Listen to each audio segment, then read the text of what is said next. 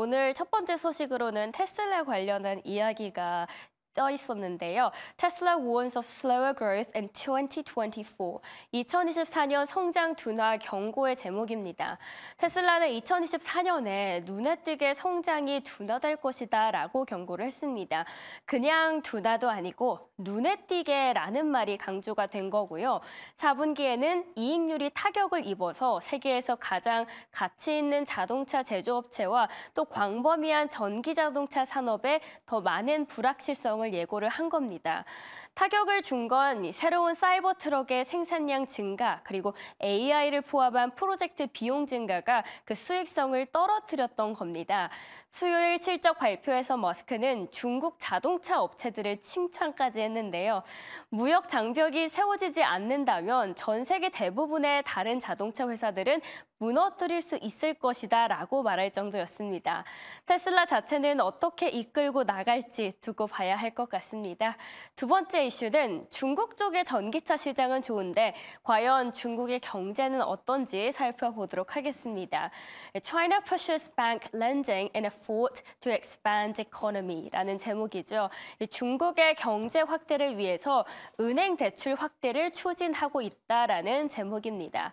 중국의 중앙은행은 가계와 기업에 대한 은행 대출을 늘리기 위한 새로운 조치를 발표를 했습니다.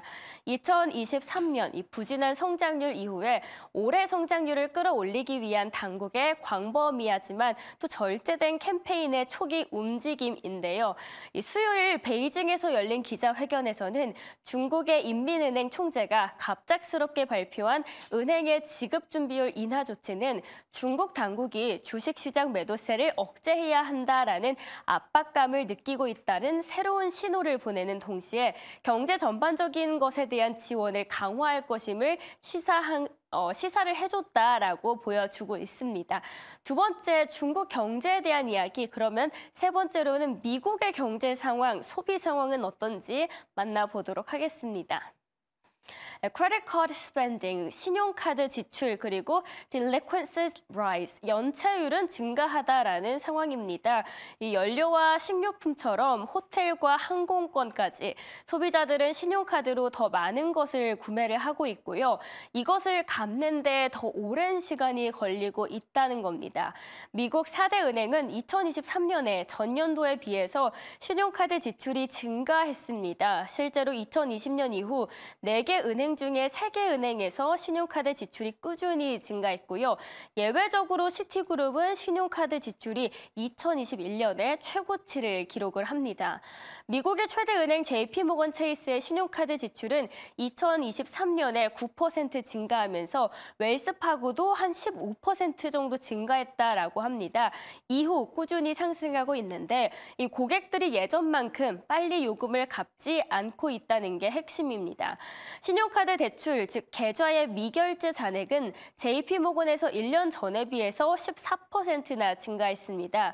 시티그룹과 웰스파고에서도 신용카드의 대출이 계속해서 더 증가하고 있는 상황입니다. 미국 미결제 잔액도 처음으로 2019년 수준을 넘어섰고요. 소비자들이 팬데믹 이전보다 카드로 더 많이 구매하고 청구서를 갚는데 더 오래 걸리고 있음을 보여주고 있습니다. 다음 판 넘어가서 더 자세하게 들어가 보도록 하겠습니다. 카드 잔액이 지금 늘어나고 있는 거는 소비자와 경제의 재정적인 고통이 악화되고 있다는 신호일 수도 있습니다. 은행 경영진은 신용의 카드 잔액을 갚을 수 있다는 신호로 노동시장이 강세를 보이고 있다는 점을 잘 지적하고는 있지만 연체율이 증가한다는 것은 소비자들이 더 높은 청구서를 지불하기 위해서 고군분투하고 있음을 나타내고 있다는 건데요. 다시 말해서 소비자들이 수입보다 더 많은 지출을 하고 있다는 거고요. 더 중요한 거는 팬데믹 경기 부양책과 학자금 대출 유예로 확충된 현금의 버퍼가 소진되면서 올해 어떻게 조정될지 지켜봐야 하는데 이 4대 은행의 소비자 예금이 2023년에 감소를 했고요. JP모건은 소비자 은행 부문의 예금이 3% 정도 더 감소하면서 시티그룹의 미국 소비자 은행 부분 예금은 8%, 뱅크 오브 아메리카 소비자 예금도 8% 계속해서 더 감소하고 있다는 게 포인트입니다. 말합니다. 웰스파고에서는 이런 예금 감소 부분적으로 고객들이 더 높은 수익률의 대체 상품으로 자금을 옮겼기 때문이라고 말합니다. 그럼에도 불구하고 그들은 저소득층 가구가 압박감을 느끼고 있다라는 점을 인정하면서도 소득 수준이 더 낮거나 또는 자산 수준이 더 낮을수록 인플레이션의 누적적인 영향은 정말 큰 타격을 입었다라고 이야기합니다. 앞으로 어떻게 소비의 형태가 흘러갈지 함께 지켜보도록 하겠습니다. 오늘의 외신 스케치 이렇게 세 가지로 정리해드렸습니다.